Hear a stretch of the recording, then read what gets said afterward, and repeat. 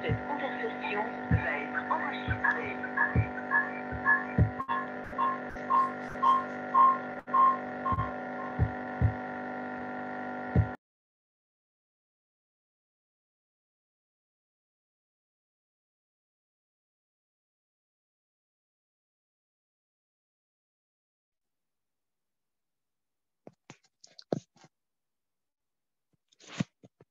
Ya, sambil nunggu jawaban untuk pertanyaannya Anissa, kita ini ya, kita lihat langsung ke kitabnya. Jadi kan tadi kita berbicara mengenai gimana sih hadasan itu seperti apa, kemudian saya dikasih ini dong, dikasih izin untuk share screen.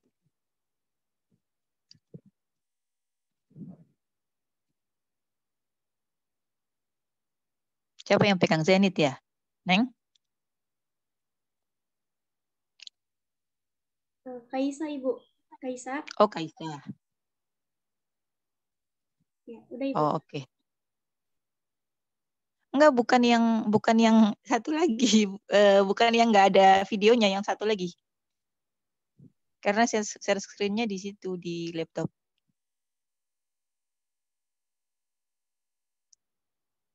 Saya ada 2 loh di situ. Nah.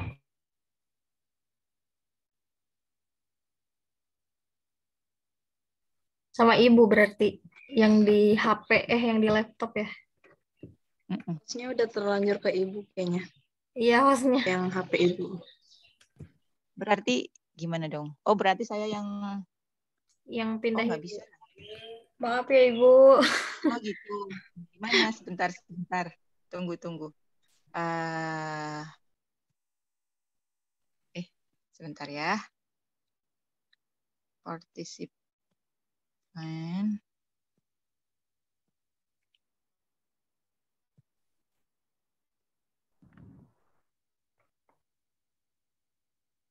Apa sih, gimana sih kalau ngasih izin gitu?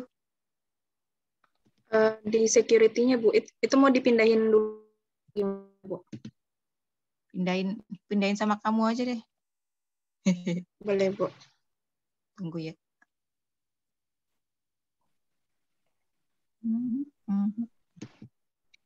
Oh, di security sebentar. Kalau share screen-nya security. Coba saya cek dulu. Belum bisa.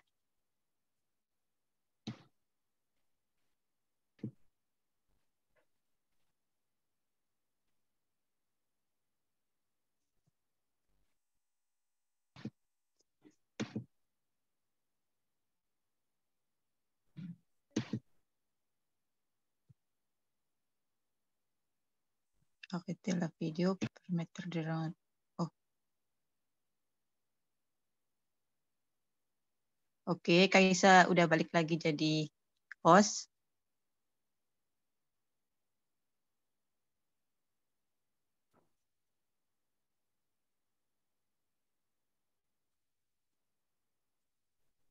Nah, yang ini ya Bu ya? Yang ada videonya. Oke, sudah. Thank you. Sebentar. Ekron aja.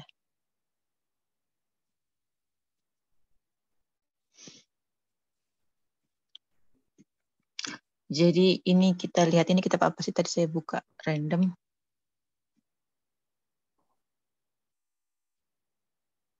Udah kelihatan belum? Sunan As-Sughra. Sudah Bu. Oke. Jadi ini kan pertama akhbarona Humaid bin Mas'adah wa Muhammad bin Abdul A'la an Yazid. Yazid ini siapa? Yazid adalah ibnu Zuraya. Terus dia berkata, si Yazidnya berkata, qala haddatsani Abdurrahman bin Abil Atik. Terus berkata, jadi Abdurrahman bin Abil Atik berkata, haddatsani Abi. Maksudnya ayahnya dia, berarti Abil Atik ini ya. Terus ayahnya berkata, qala sami'tu Aisyah. Nah, berarti akhbarona. Berarti kalau di sini akhbarona artinya dia ini pakai sigo apa? pakai jenis apa? Jadi ada macam-macamnya kan, ada sima'a, ada kiro'ah, ada i'lam, ada wijada, ada wasiyah, ada 8 nih tadi. Simak ya Bu. di Syekh. Sima'a ya, berarti Ya. sima'a ya. Berarti ini pertama sigonya sima'a, artinya berarti dia ketemu langsung dengan syekhnya. Imma syekhnya itu imma syekhnya itu sambil disuruh menulis atau enggak sambil disuruh menulis, yang penting syekhnya yang berbicara gitu. Nah, kemudian di sini ada an. Kemudian di sini ada qala. Terus di sini ada sami'tu. Nah, ini semua adalah sigot-sigot. Ini teman-teman nanti bisa lihat. Oh, jadi kalau antara Humaid dan Mas'adah dan Yazid itu ada hubungannya apa? Hubungannya itu adalah ketemu langsung gitu. Jadi ada guru dan murid di situ. Ini adalah yang dimaksud dengan sighatul ada. Sighatul ada. Jadi bagaimana dia menyampaikan ke kita bahwa dia ini mendapatkan hadis tersebut dari gurunya dengan cara sima'ah. Tapi dia nggak pakai haddasani, tapi pakai ahbarona. Berarti kalau ahbarona dia itu banyak orang ketika gurunya menyampaikan hadis tersebut ke dia, itu berarti yang di situ tuh ada majelisnya gitu, makanya ahbarona. Kalau dia sendiri berarti nanti ahbaroni. Tuh. Kemudian di sana ada an, kemudian kola kan juga sama ya, an. Jadi kalau an ini ada, ini nanti maksudnya kategori hadis an-anah, yaitu an. Kalau an ini maksudnya ketika, jadi waktu ini ya, waktu mengenai sirat tahammul wal ada ini, kadang-kadang nggak seharus selalu pakai akhbarona atau sami'na atau amba'ana dan seterusnya. Nggak, kadang-kadang untuk menyingkat itu dia pakai sirat yang namanya an gitu kan. Nah, sebenarnya ada syaratnya ketika pakai an ini. Pertama, orangnya harus ketemu. Jadi syarat-syaratnya orangnya harus ketemu, terus harus ada sima'ah, harus yakin bahwa di antara keduanya itu ada pertemuan, baru boleh pakai an atau pakai anna. Jadi pakai an yang ain atau an yang pakai hamzah doang. Sama maksudnya mu'an'an dan mu'annan. Kalau misalnya jadi bisa boleh pakai an ini dan diterima hadisnya kalau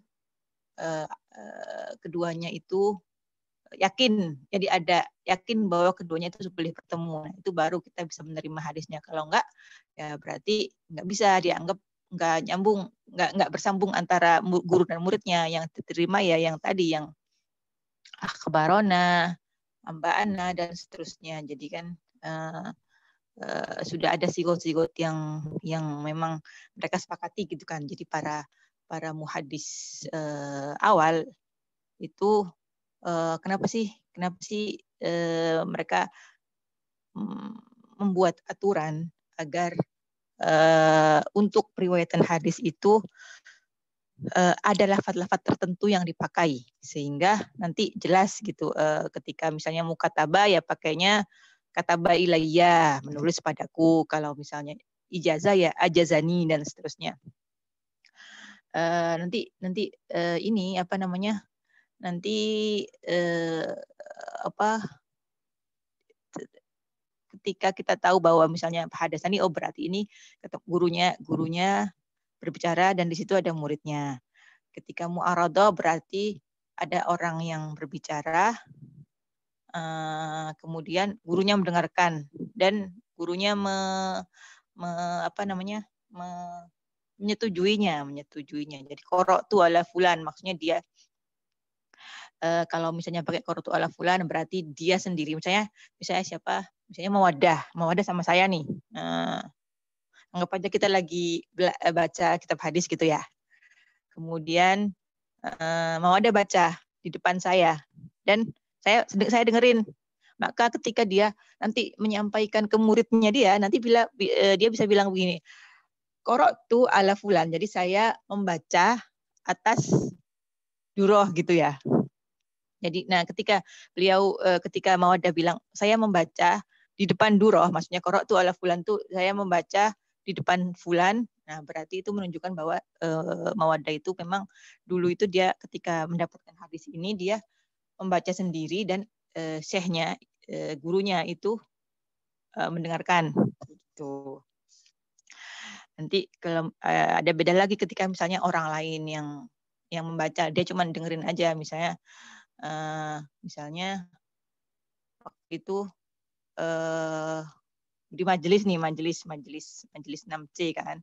Terus yang baca bukan Mawadah, yang baca siapa? Misalnya siapa, Zenit gitu ya. Kemudian nanti Mawadah ketika meriwayatkan hadis yang tadi itu berarti quri'a ala fulan wa ana asma. Jadi dibacakan di depan gurunya hadis ini dan saya mendengarkan gitu. Ketika orang lain yang mendengar. Nah, ini nanti jelas gitu kan, otomatis jelas gitu keadaan hadisnya ketika mereka menggunakan lafaz-lafaz yang ini. Nah, sebenarnya sama tadi seperti yang dijelaskan di makalah bahwa penggunaan ini sebenarnya nggak ketat-ketat amat gitu. Jadi nanti para muhaddisin awal, jadi memang kalau penggunaan ini ya, penggunaan lafaz, jadi orang mulai meneliti bagaimana cara seseorang mendapatkan hadis itu ya ketika sudah abad di atas abad 2, jadi abad tahun 200 ke atas itu mereka baru mulai enggak 200 ya 100 ke atas lah, maksudnya abad kedua dan seterusnya itu mereka karena takut ada yang nggak ketemu tapi bilangnya sami itu gitu kan. Kan nggak bisa, sami itu kan berarti dia harus ketemu karena syekhnya yang membaca, dia mendengarkan. Atau dia bilang qara'tu ala, saya membaca di depan syekh kada, tapi sebenarnya dia nggak ketemu, atau orang lain. Jadi nah ini untuk menghindarkan kita mengambil hadis dari orang-orang yang bohong mengenai dari mana dia itu mendapatkan hadis gitu. Jadi ini jadi mulai ya ketika ada kan waktu itu kita dengarkan peristiwa awal itu kan ketika misalnya sudah mulai banyak orang-orang yang membuat hadis maudhu, kemudian sudah mulai menyebar Islam kemana-mana. Nah itu kan orang mulai harus makin teliti mendengar dalam periwayatan hadis. Nah akhirnya jadinya diperketat gitu kan, harus pakai sirat atau pakai lafaz-lafaz yang khusus untuk periwayatan. Meskipun dulu juga ini jadi para ulama juga nggak satu pendapat mengenai ini. Misalnya ada ulama yang ketat ketika pokoknya kalau misalnya caranya seperti ini harus pakai sigot seperti ini, kamu nggak boleh pakai sigot yang lain. Nah gitu. Ada juga yang sifatnya boleh kalau misalnya pakai sigot qala untuk menawalah misalnya kayak gitu. Nah macam-macam gitu kan para pendapat para ulama dulu itu bagaimana mereka menjaga. Tapi intinya sih semakin ketat semakin bagus gitu kan. Karena daripada kecolongan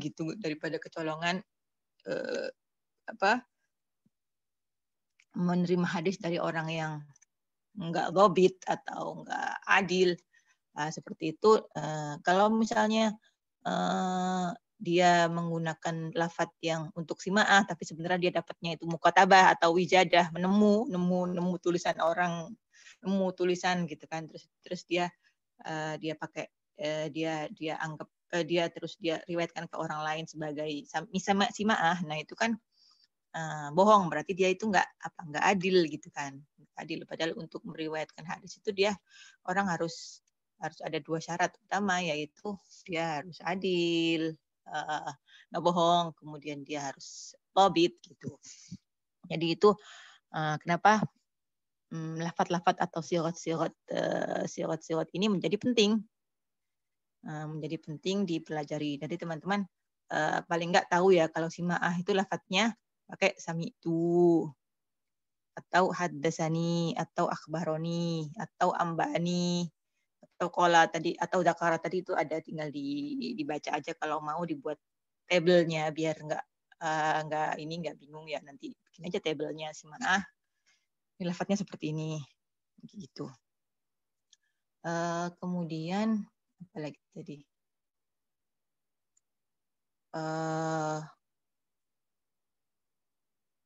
Tadi pertanyaannya belum dijawab ya, pertanyaannya Anissa ya.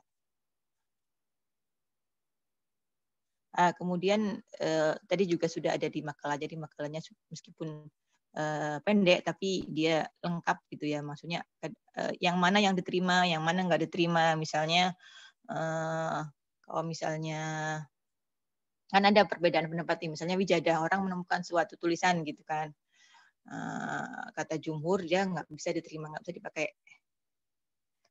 Yang lainnya boleh, yang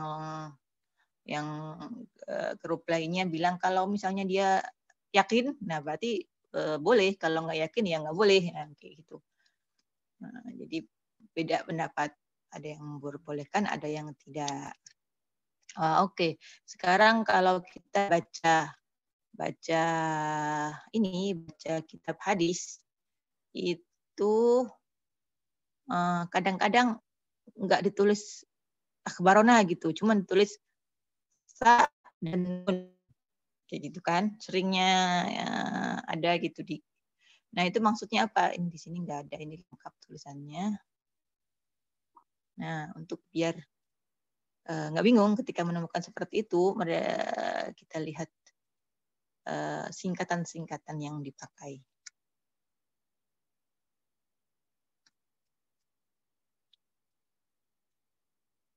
Nah, jadi kalau haddasana itu dalam kitab-kitab biasanya pakainya na atau sana.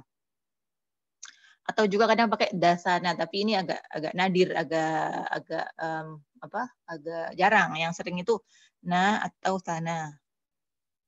Nah, kalau akhbarona itu pakainya ana atau abana gitu kan, kadang-kadang pakai kayak gitu. Atau arona, tapi ini sedikit. Jadi nanti kalau ketemu misalnya dalam sebuah hadis kemudian ada na aja, itu berarti hadasana, karena kalau akhbarona pakai ana. Atau kemudian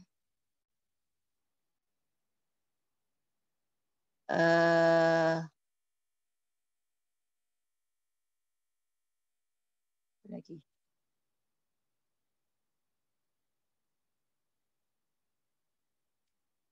enggak, itu ini yang paling sering sih itu aja ya. Kalau misalnya ambana berarti nah gitu aja panjang. Yang sering disingkat sih itu. Cuman yang lainnya biasanya ditulis lengkap. Sami itu kan nggak ada singkatannya. Sami itu sami itu berarti sima'ah. Jadi hafalkan depannya aja. Yang apa namanya? Yang beda kan biasanya kan kalau sami itu haddasana akhbarona amba'ana qala dakaro. Ini yang agak beda. Yang lainnya kiro'ah berarti qoro'ala atau kuri'ala berarti jelas itu kiro'ah tasyih gitu ya. Mukataba berarti kataba ilayya. Atau haddasani bima kataba ilayyi. Gitu. Kemudian ijazah ya gampang, ajazani, nawalah ya munawalah ya nawalani, ya alam ya a'lamani, wasiya auso atau ausoni, ahbaroni fulan bil wasiyah dan seperti itu. Jadi mungkin kalau untuk menghafalkannya itu ya yang tadi yang perlu dilihat itu yang simaah tadi, simaah karena ada 5 macam ya. Kalau yang lain-lainnya itu pakai lafadz yang sama dengan ininya jenisnya. Oke, itu dulu dari saya. Silakan dijawab tadi pertanyaannya Nur Anissa. Jadi pertanyaannya apa sih? Ada itu seperti apa gitu ya? Iya Ibu, contohnya gitu.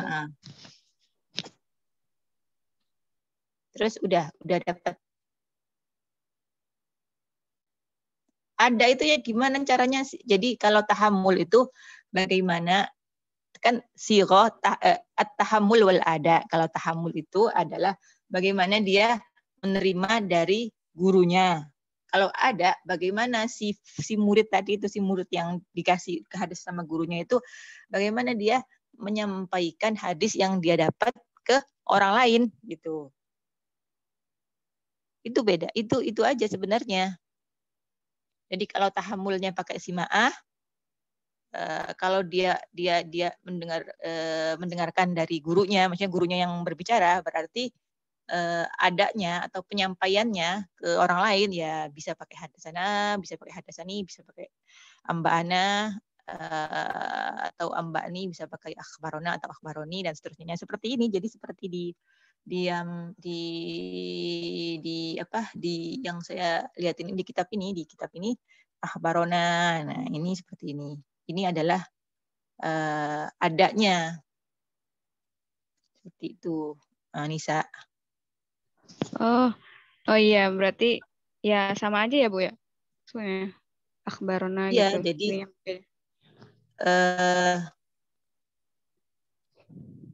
cara tahammulnya, menerimanya dia itu dengan simaah. Menerimanya dia itu dengan ijazah. Jadi dia dikasih ijazah sama gurunya. Atau tahammulnya itu dengan cara apa? Dengan qiraah ala syekh. Jadi dia membaca di depan gurunya. Itu tahammulnya. Kalau adanya ya seperti ini. Jadi nanti ketika kamu menyampaikan, seorang menyampaikan ke muridnya bilang, guru saya mengabari, berarti pakai ahbarona. Mengabari dari guru saya mengabari. Dia berkata begini gitu. Jadi kalau ini kan akhbarona Muhammad bin Abdullah bin Zubair, qala hadatsana Sufyan dari Zuhri. Jadi dia urutannya pertama Nabi ke Abu Hurairah. Kemudian dari Abu Hurairah menyampaikan ke Sa'id bin Musayyab. Sa'id bin Musayyab menyampaikan ke Zuhri. Zuhri menyampaikan ke Sufyan. Sufyan menyampaikan ke sini Muhammad bin Abdullah bin Yazid. Muhammad bin Abdullah bin Yazid menyampaikan ke siapa? Ke sahibul kitab. Siapa ke sahibul kitab? An-Nasai. Berarti Ibu yang ada di perawi yang ada dalam satu hadis itu dia sekaligus penyampai juga, sekaligus juga dia penerima juga ya Bu ya? Gitu kan? Iya, dia menerima hadis dari orang. Jadi ini kan Sunan An-Nasai ini, Al-Mujtabah ya nggak sih? Jadi An-Nasai. Jadi di dalam kitab ini, di dalam Al-Mujtabah ini nanti hadis-hadis yang dipunyai atau dimiliki oleh An-Nasai. Dapat dari mana beliau? Dapat dari mana hadisnya? Dapat dari Yakub bin Ibrahim. Dari Yakub ini gurunya. Yakub dapat dari mana? Dari Yahya bin Sa'id. Yahya bin Sa'id dapat dari mana? Dari Hisham. Hisham dapat dari mana? Dari Qatadah. Qatadah dapat dari mana? Dari Anas. Anas dari mana? Dari Malik bin Sa'sa'ah. Malik bin Sa'sa'ah dari siapa? Dari Nabi. Gitu. Iya, Bu. Jadi gitu ya. Itu ya, urutannya Bu. Seperti itu. Hadisnya ini bagus statusnya karena simaah semua, karena simaah itu kan paling tinggi ya, paling tinggi statusnya daripada yang lain-lainnya.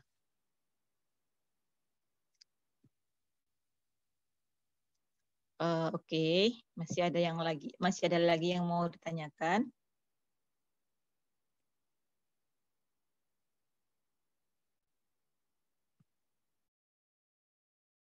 Berarti Ibu, kalau misalkan kita mau tahu, kan tadi ada di makal kan ada syarat-syaratnya yang penerima dan penyampai itu seperti apa. Berarti itu kita nyambungnya ke Rijalul Hadis gitu.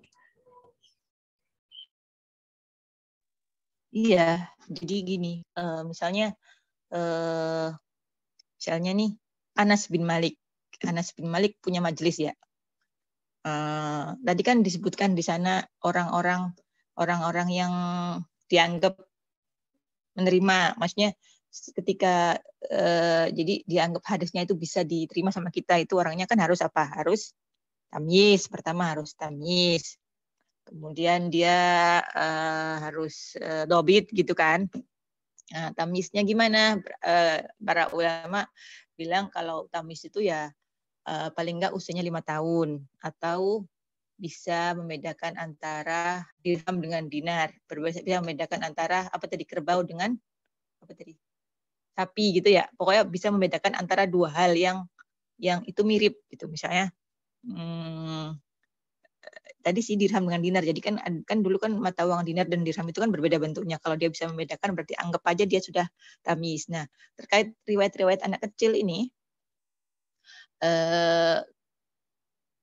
dulu itu ini, jadi kalau misalnya ada majelis kemudian di situ ada anak kecil, karena kadang-kadang nggak semua anak kecil itu sama levelnya ya. Kadang-kadang ada yang sudah paham atau sudah mampu. Makanya ketika itu disebutkan sami'ah. Kalau masih kecil dia dianggapnya haldoro, jadi nggak sami'ah.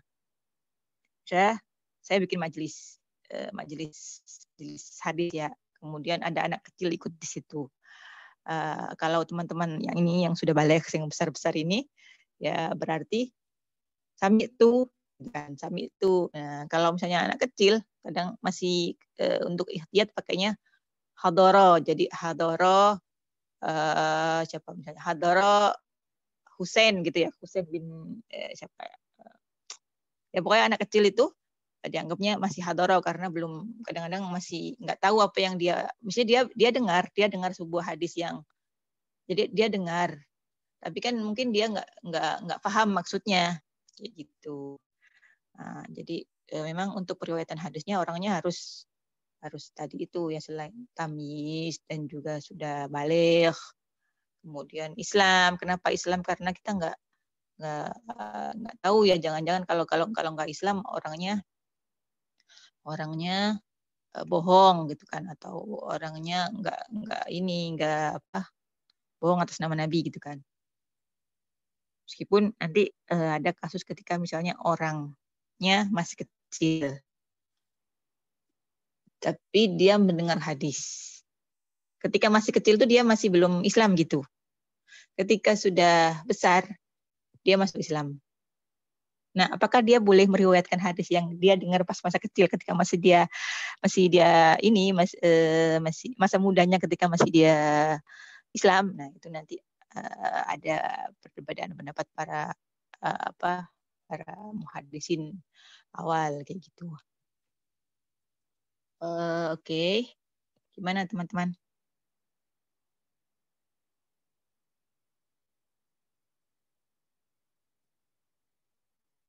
Berarti Ibu, kalau misalkan yang penyampai hadis itu dapatnya hadis itu pas dia kecil, dianya ngomong gitu ke yang penerima hadis. Saya dulu dapat ini waktu pas kecil gitu, Bu. Ya, kalau dia bisa kayak gitu ya bagus gitu. Jadi memang harus kan kalau misalnya masih riwayat anak kecil kan bisa diterima asalkan misalnya ada orang lain yang meriwayatkan hal yang sama. Jadi nanti dia bisa jadi mutabi gitu kan, mutabi atau syawahid. Itu. Jadi yang meskipun kenapa kok para ulama membahas, sebenarnya kan kalau anak kecil kan kadang nggak usah lah gitu kan ya, cuman tetap dibahas, artinya tetap dimasukkan maudhu untuk dibahas dan bisa diterima hadisnya itu. Kenapa? Karena supaya supaya hadis Nabi itu nggak hilang gitu kan. Jadi ketika misalnya anak kecil itu kita terima aja, siapa tahu memang dia nggak bohong kan, siapa tahu memang ingatannya bagus gitu, siapa tahu dia cerdas, ingatannya bagus, diterima. Nanti kita bisa cek ulang siapa-siapa aja yang bersama dia ketika hadis itu diriwayatkan, sehingga ada banyak syawahidnya gitu kan hadis saling menguatkan kan. Kalau ada hadis yang banyak toriknya, banyak jalurnya, itu kan bisa saling menguatkan.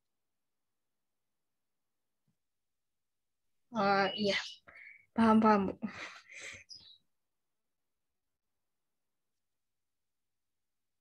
Iya.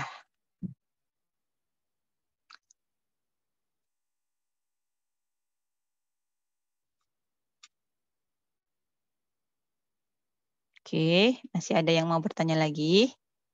Teman-teman, gimana? Kita cari kitab lain.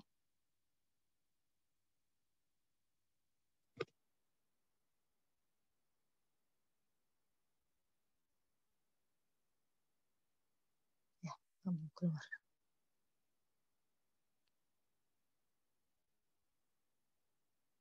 Rata-ratanya pakai akhbarona ya, memang. Akhbarona siapa? Abdullah bin Muhammad. Nah, ini sana nih, ada sana di sini. Kalau sana jangan dibaca sana, seringnya kan lupa gitu ya, lupa singkatannya. Terus kalau ada sana dibaca sana gitu. Nah, kalau kita sudah belajar turuk tahammul wal ada, kita tahu bahwa kalau ada sana di sini itu berarti apa? Apa coba? Ada sana. Ada sana berarti itu adalah level pertama ya. Berarti dia simaah gitu ya. Dia mendengarkan dari syekhnya. Dan karena pakai domirna berarti beliau ini ketika menerima hadis ini nggak sendirian, ada orang-orang lain di majelis tersebut gitu. Karena kalau dia sendiri nanti dia hadasani gitu. Nah, terus para ulama berpendapat kalau misalnya boleh nggak kalau misalnya dia harusnya haddasana tapi pakainya haddasani. Kalau bagi kelompok yang ketat itu nggak boleh gitu kan, harus ya kalau misalnya kamu menerimanya di depan majelis orang banyak ya harusnya pakai haddasana, jangan pakai haddasani seperti itu, biar jelas gitu masing-masing statusnya seperti apa, dan berarti di situ ada orang lain yang ada dan mendengarkan hadis yang sama. Nanti kita bisa cari siapa yang ada di majelis tersebut. Jadi nanti kita bisa punya gambaran bahwa pada saat hadis ini disampaikan oleh gurunya itu ada si fulan dan seterusnya.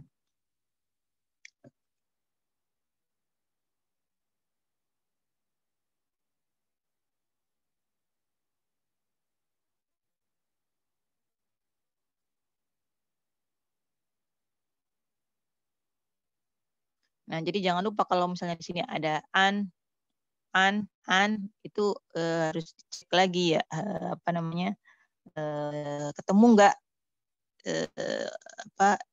orang yang di sini dengan orang yang atasnya. Kalau si fulan ini ketemu dengan orang di atasnya berarti diterima hadisnya. Kalau enggak berarti dia enggak diterima, mungkoti. Karena an itu pakai syarat gitu menerimanya, itu hadis an-anah atau mu'an-an atau ya hadis mu'an-an atau mu'annan itu bersyarat gitu, untuk menerimanya itu bersyarat.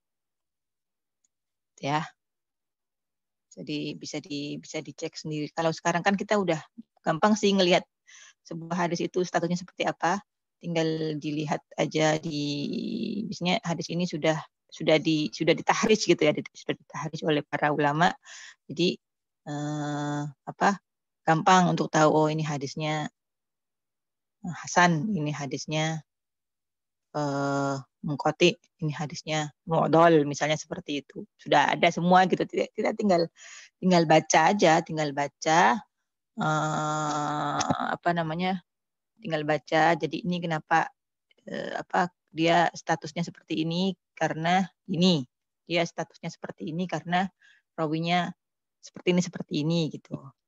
Itu sudah banyak, tinggal baca aja. Meskipun ketika misalnya kan ketika misalnya ketemu sebuah hadis, kadang-kadang menurut si fulan hadis ini hasan, menurut fulan lagi dia dhaif karena ada disebutkan alasannya seperti apa. Nah itu tinggal kita ini aja dibandingkan jadi lebih kuat mana apa alasannya yang mendoifkan atau menghasankan tuh yang lebih kuat mana. Kadang kalau orangnya atau apa namanya yang mentakhrij itu mutasyaddid itu gampang. Kalau ini doif gitu. Kalau ada yang lainnya melihat lagi dari lain-lainnya hadis yang lain dan sebagainya, ntar bisa dinaikin ke statusnya ke hasan gitu. Jadi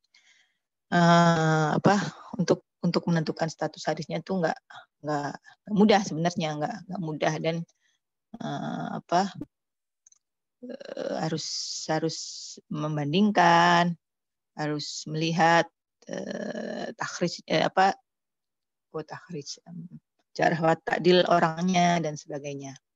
Jadi untuk jelas melihat dari sighah tahmul wal ada ini kita bisa melihat hadis yang sima'ah itu seperti apa, hadis yang wasiah seperti apa. Nanti kalau misalnya teman-teman ada waktu dicari. Jadi kalau hadis yang cara menyampaikannya ausoni itu seperti apa gitu kan. Bentuknya seperti apa.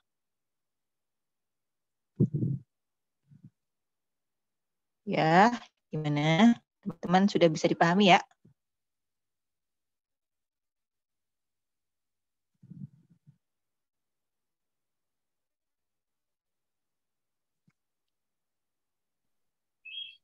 Kak Zenit mau nanya, Bu. Iya, Zenit mau nanya apa? Nggak nanya sih, Bu. Tadi udah dijelasin sama Ibu. Jadi, Bu, bisa disimpulkan gini nggak, Bu? Kalau yang memakai metode yang 8 yang tadi tuh, hamul ada itu. Nggak semuanya tuh belum tentu sahih gitu ya, Bu? Ya, jadi begini. Untuk bisa nyampai ke hasil akhir bahwa sebuah hadis ini adalah sahih, adalah hasan, adalah dhaif itu pakai ini gitu loh. Maksudnya ada apa sih? Ada step-stepnya, ada caranya gitu. Ada caranya. Pertama kan kalau kita mengkritisi hadis itu kan pertama lihat dulu matannya. Setelah lihat matannya baru ke sanadnya. Lihat dulu sanadnya, kemudian baru ke matannya. Pertama sanad kita lihat dari sighot aja. Sighotnya pakai sighot akhbarona. Berarti ini orangnya harus ketemu nih. Nah, dicek sebenarnya ketemu apa tidak si murid dan gurunya ini. Kalau misalnya ketemu, oke. Nanti lanjut ke step berikutnya. Kalau misalnya nggak ketemu nih keduanya, cuman berarti ada yang bohong di sini. Berarti diteliti lagi orangnya. Siapa nih si murid tadi? Kenapa dia bisa bilang dia itu sami'ah? Dia bisa bilang dia ketemu sama gurunya, padahal misalnya tahun lahirnya itu enggak, misalnya gurunya udah meninggal, dia baru lahir gitu kan, atau misalnya gurunya itu ada di Medina, dia itu rumahnya di Irak dan dia nggak pernah keluar dari Irak, berarti kan nggak pernah ketemu kan keduanya kan. Dilihat nih, berarti si fulan atau si muridnya ini dilihat pakai apa? Pakai itu di ilmu rijal tadi, ngelihat jarh wa ta'dilnya, apakah dia ini Kan biasanya ada tuh dia masuk kategori orangnya apa? Orangnya soduk atau orangnya itu wahin atau orangnya itu kadzab dan seterusnya. Udah itu kan. Udah itu baru satu orang. Ntar dilihat semua yang ada di tadi itu di rantai itu dilihat semuanya dari ujung dari akhbarona sampai ke Nabi. Ini orangnya ketemu semua apa enggak? Atau terus kemudian udah berarti misalnya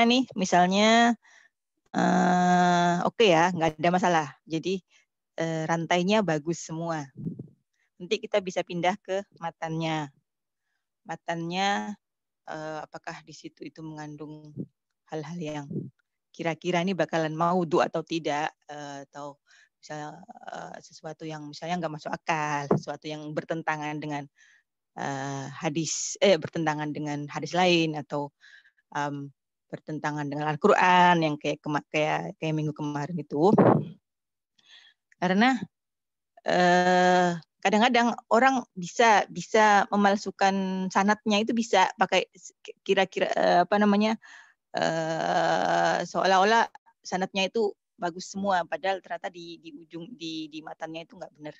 Nah, setelah keduanya itu sudah diverifikasi semuanya, baru kita akan sampai ke status akhir.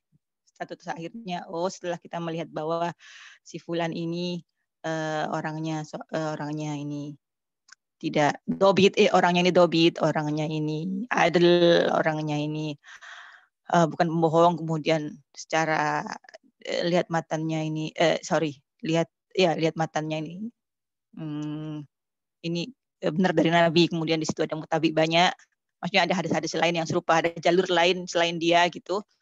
Berarti kesimpulan akhirnya berarti hadis ini adalah sahih gitu. Jadi panjang gitu cara untuk menyampaikan ngasih nilai gitu, ngasih nilai akhir bahwa sebuah hadis ini bisa diterima atau nggak bisa diterima, itu prosesnya nggak sebentar gitu. Itu Jenny.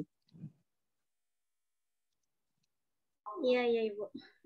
Insyaallah mulai paham. Iya. Oke, masih ada yang mau ditanyakan lagi?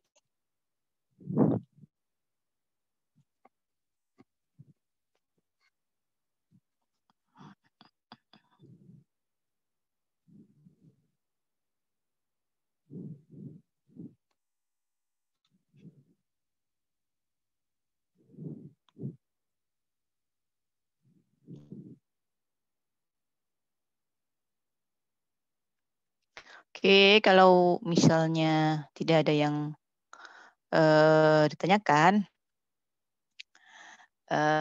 kalau misalnya akhbaroni fulan bil wasiyah, berarti ini pakai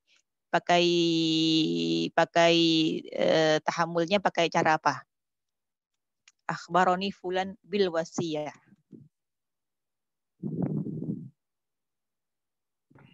Wasiyah, Bu.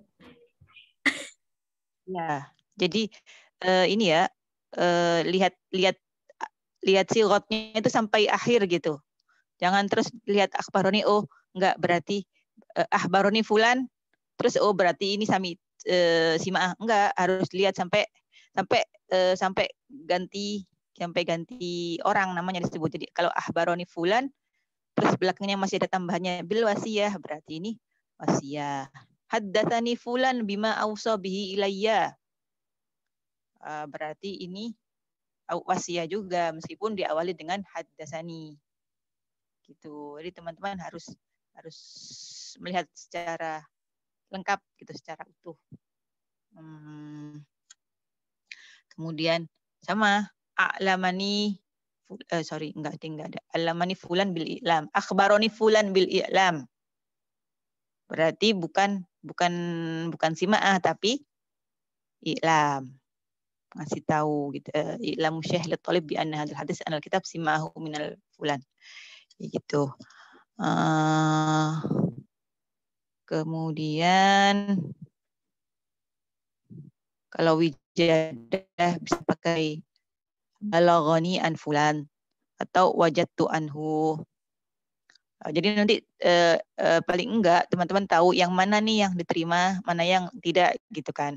Atau apakah di situ itu ada khilaf antara para ulama gitu, mau diterima atau enggak gitu. Kalau wujud kan memang ada khilafnya. Kemudian sebenarnya kalau mau dibaca secara mendalam itu banyak khilafnya, khilaf-khilaf terkait lafaz tahammul wal ada ini. Cuman kan kita baru pengenalan ya, nanti itu teman-teman mau S2 mengenai hadis nanti bisa ngelihat bahwa sebenarnya ada banyak pendapat atau banyak perbedaan antara para muhaddisin terkait sebuah kata, sebuah ini. Jadi apakah kalau misalnya pakai mukatabah itu bisa diterima dengan syarat seperti ini. Cuman enggak, kita umumnya dulu yang basicnya dulu. Nanti kita bisa perdalam, kalau teman-teman mau bisa perdalam sendiri. Penting tahu gitu kan, sirot simaah itu ada berapa, apa aja. Sirot qiraah atau syekh, qiraah ala syekh atau mu'aradah itu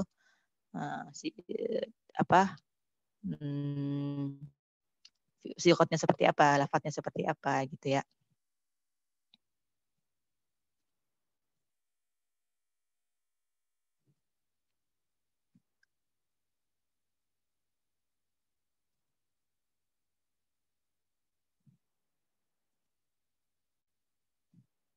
Kalau ambil dua, Ibu, tentang hadis, fokusnya kemana aja, Bu?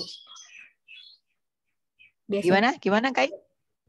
kalau misalkan ngambil S2-nya jurusannya gitu, menjurus ke hadis-hadis gitu, biasanya di Indo itu jurusan-jurusannya apa gitu, Bu? Kalau UIN ya, kalau UIN itu biasanya masuknya ke Usuluddin. Di Fakultas Usuluddin nanti ngambil ke hadis, konsentrasi hadis gitu. Kalau biasanya masih S1 tuh, kalau S1 biasanya di tafsir hadis gitu ya, tafsir hadis. Masih jadiin satu gitu ya, tafsir dan hadis. Tapi kalau sudah S2 biasanya sendiri ada konsentrasi hadis gitu. Kalau sebenarnya seru sih kalau belajar hadis tuh, kayak banyak pendapat. Jadi ulamanya tuh banyak pendapatnya macam-macam gitu kan, dan ketika berbeda pendapat nanti mereka juga hasil akhirnya tuh nanti berbeda gitu. Tadi saya mau bilang tadi itu kadang-kadang orang mukatabah atau yang tadi itu menulis kitab, menulis terus dikirim ke muridnya. Nah itu bisa pakai akhbaroni aja atau akhbarona. Enggak disebutkan kayak akhbaroni fulan kitabatan. Enggak, tapi kadang-kadang kadang-kadang mereka cuman pakai akhbaroni gitu. Jadi enggak ada kitabatannya. Nah, itu ada khilaf. Ada yang bilang boleh. Ada yang bilang enggak boleh. Kalau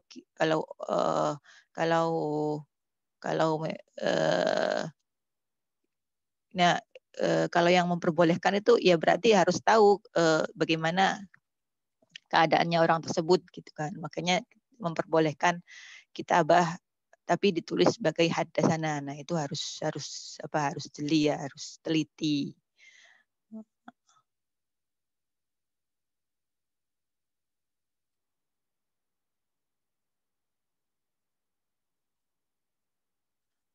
Oke, masih ada lagi. Bisa baca sendiri, kalau mau tambahan bacaan bisa saya kasih beberapa artikel dan kitab yang membahas mengenai tahzir wa tahammul wal ada dan khilaf-khilaf yang ada di dalamnya.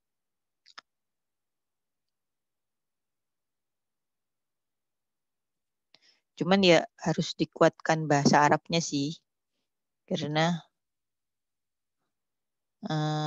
kalau saya cari, kalau di literatur yang bahasa Indonesia itu nggak nggak mendalam gitu, khilaf-khilafnya tuh nggak disebutkan dengan mendalam gitu. Makanya kalau bisa ngecek langsung di kitab-kitab yang bahasa Arab bagus gitu.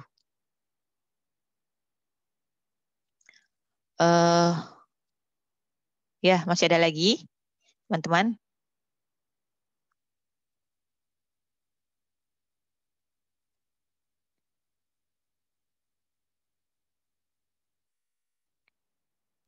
Sepertinya cukup Ibu, teman-teman. Gimana?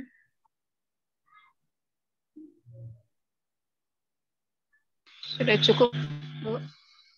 Allah cukup, Bu. Kalau sudah cukup, ya berarti silakan disebutkan kesimpulannya. Jadi disimpulkan ya apa yang kita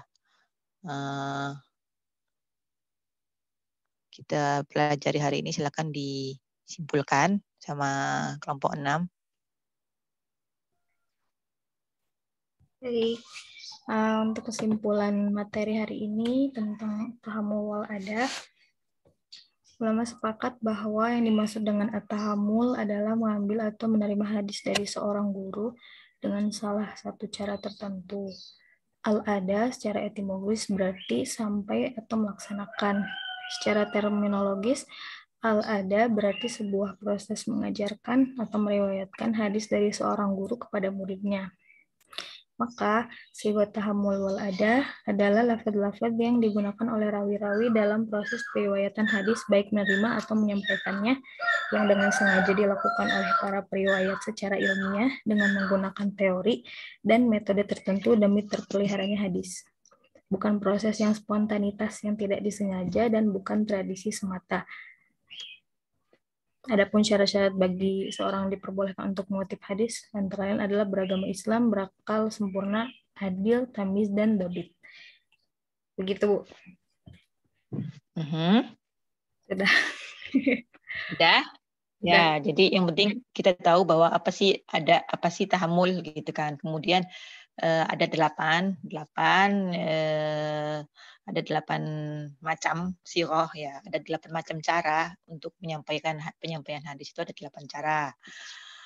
Yang paling tinggi adalah tadi itu sima'ah, kemudian kedua itu qira'ah ala syekh, kemudian baru yang bawah-bawahnya itu ada mukatabah, ijazah, wasiyah, wijadah, i'lam dan seterusnya. Nah, masing-masing punya siwat.